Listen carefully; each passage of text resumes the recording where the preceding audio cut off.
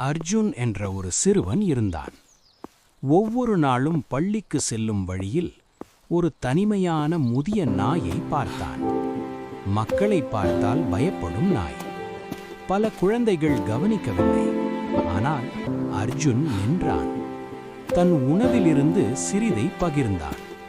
புன்னகை செய்தான். மெல்ல அந்த நாய் அவனை நம்பத் தொடங்கியது. ஒரு மழை நாளில் அந்த நாய் காயமுடைந்திருந்தது.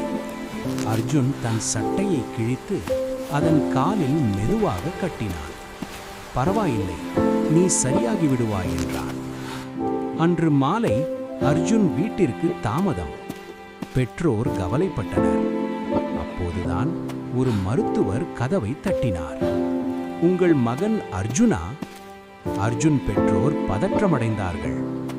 மருத்துவர் புன்னகை கொண்டு சொன்னார், உங்கள் மகன் இன்று என் நாயை காப்பாற்றினான். அடுத்த நாள் பள்ளியில் ஆசிரியர் கேட்டார், ஹீரோ யார்? சிலர் சூப்பர்மேன், சிலர் போலீஸ் என்றனர்.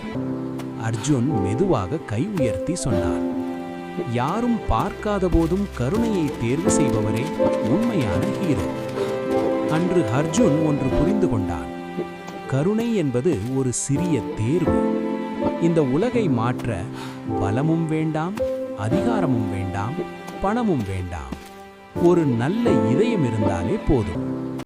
I hope you have enjoyed the video. For more videos, visit Little Story Lounge.